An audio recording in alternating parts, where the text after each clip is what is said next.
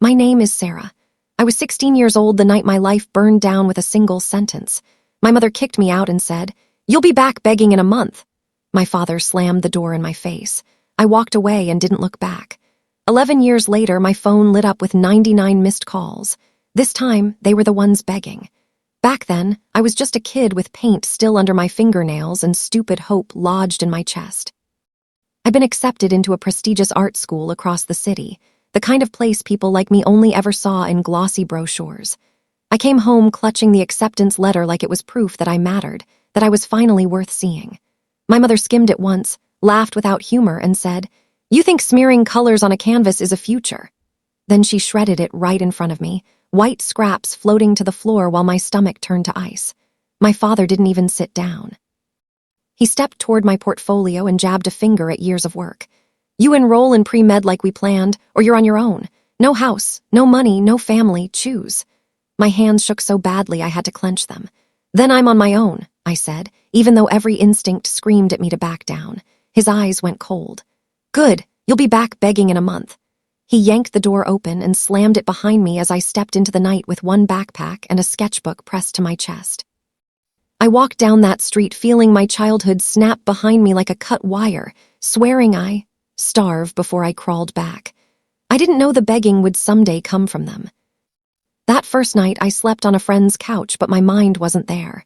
It was inside a painting I hadn't made yet.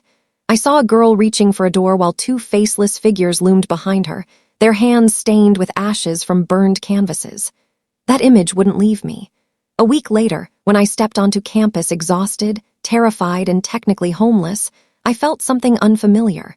Not safety, but possibility.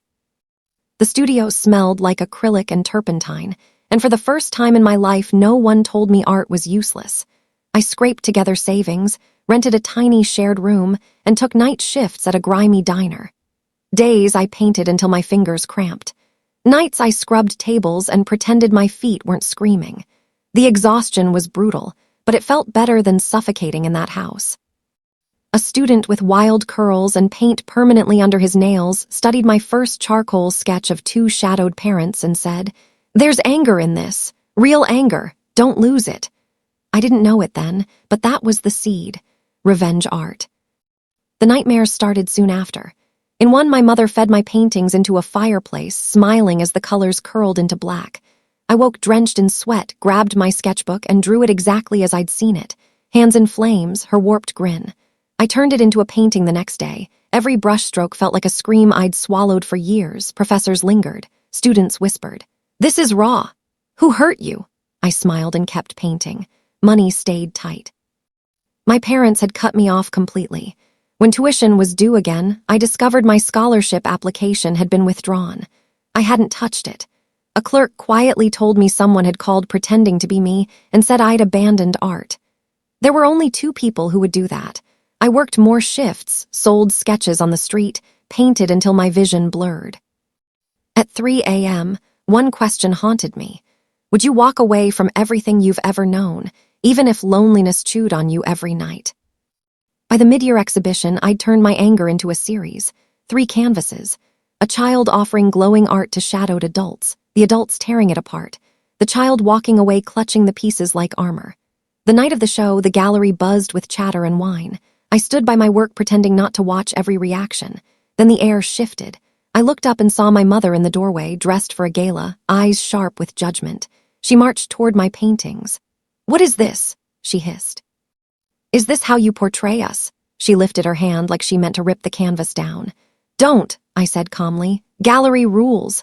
People gathered. Corey stepped in and said, "Her work is one of the strongest pieces here." Someone muttered, "She's incredible." My mother flushed, sneered, and stormed out. Moments later, I won most impactful series. Invitations followed. The humiliation she tried to bury me under slid right back onto her. The retaliation came quietly. Emails, calls from relatives, then the police. My parents reported me as a missing minor. At the station, I signed papers proving I was safe. An officer said softly, "Some parents don't know when to let go." I went home shaking with rage and began documenting everything, every threat, every burned sketch. A month later, a regional competition announced its theme, Truth and Consequences. I knew exactly what to paint, a towering family portrait. My parents' faces cracked like porcelain. Behind them, foreclosure signs, hospital halls, courtrooms. The child walking away toward a glowing blank canvas. I painted until my hands ached. When my mother called demanding I pull the piece, I said no. "You taught me choices have consequences," she begged. She offered money, stability, silence. I refused. We met once more at a cafe. She looked smaller, fractured. She whispered, "I'm sorry." But then she asked me to protect their image. That was the truth. "You are the reason my art has teeth," I told her. I walked away shaking but free.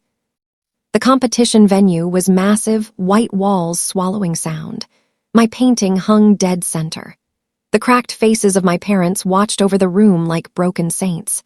As people gathered, one question echoed louder than the applause ever could.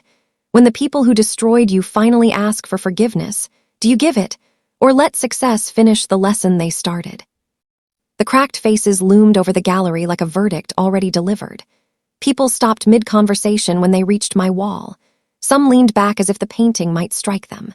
Others leaned in, reading the description twice, eyes flicking between the canvas and my name.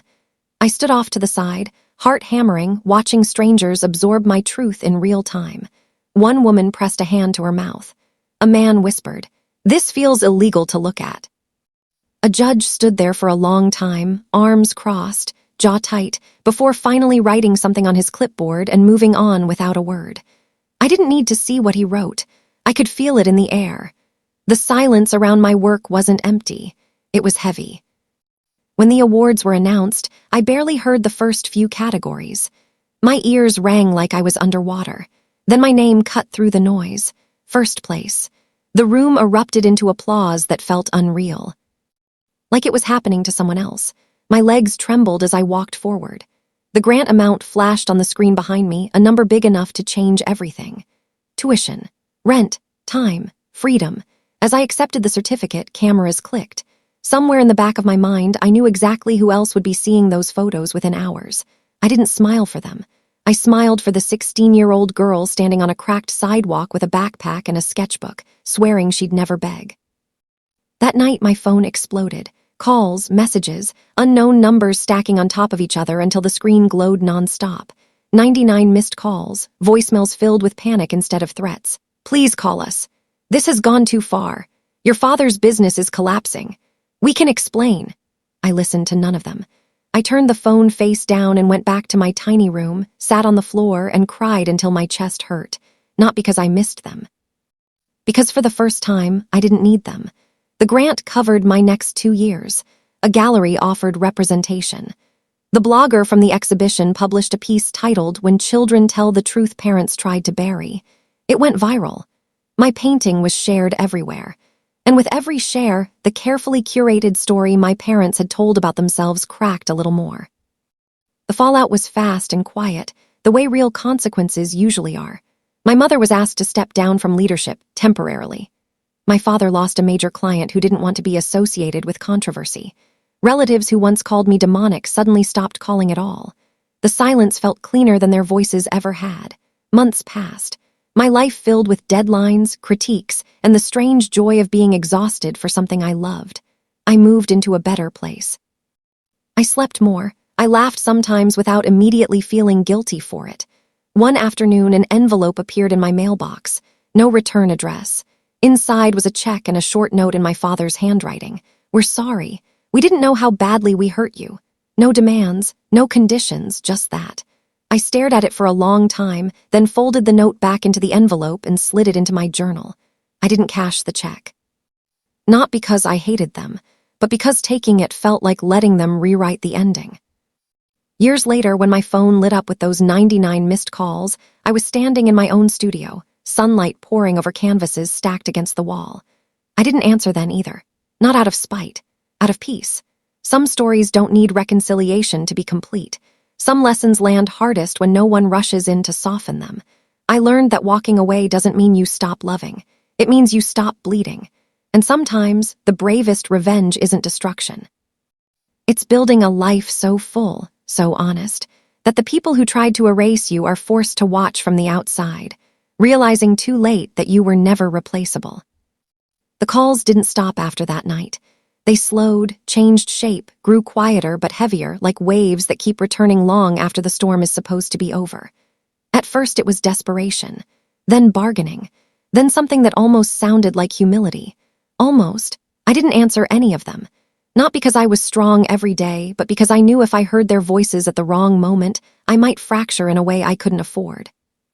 I had learned the hard way that healing doesn't happen in one clean decision. It happens in 1,000 small refusals to reopen wounds that are finally scabbing over. Life moved forward in strange, uneven steps. The gallery representation meant meetings with collectors who asked questions that made my throat tighten. Is this autobiographical? Do your parents know you painted this? Have you forgiven them yet? I learned to smile politely and redirect. The truth was, forgiveness wasn't a destination I was racing toward. It was a question mark I carried with me, heavy and unresolved. Some days I felt nothing at all when I thought of them. Other days, a smell or a sound would crack me open, and I'd be 16 again, standing in that hallway while my father's hand hovered over the door. The work, though, never stopped. If anything, it sharpened. My next series moved beyond my parents into the systems that protect people like them. Schools that silence kids, families that confuse obedience with love, churches that praise sacrifice only when it benefits authority. The paintings grew larger, more confrontational. Critics called them uncomfortable, necessary, brutally honest. One review said my work felt like watching someone survive in public. I pinned that line above my desk and read it whenever I felt myself shrinking. There were setbacks, too. A collector pulled out of a deal after my mother contacted him directly, claiming the work was defamatory. A show was delayed because of potential legal concerns. Old fear flared in my chest, the instinct to brace, to prepare for everything to be taken away again. But this time, I wasn't alone. My gallery stood by me. Lawyers reviewed everything. The truth, once it's documented carefully enough, has weight, and I had learned to document everything. One winter evening, years after I'd been kicked out, I received a message from my cousin, the same one who had quietly fed me updates during the worst of it. "They're not doing well," she wrote. "Your dad's business is barely holding on. Your mom doesn't talk about you anymore. It's like you're a ghost they're afraid to name." I stared at the screen for a long time. I expected satisfaction. Instead, I felt something softer and more complicated. Grief, maybe, for the parents I never had. For the version of me that once believed success would finally earn love. That night, I pulled out my old sketchbook, the one I'd carried when I left. The pages were warped, stained, filled with frantic lines and half-finished dreams. I flipped through it slowly. There was the first drawing of the girl in the door. There was the fire. There were pages of rage and pages of fear, and then there were blank pages at the end, untouched, waiting. I realized something then that stopped me cold. I had built an entire life out of defiance, out of proving them wrong. It had saved me. But I didn't want it to be the only thing that defined me forever. So I started something new, a different body of work, not about them, not about destruction, about rebuilding, about chosen family, about the quiet bravery of staying.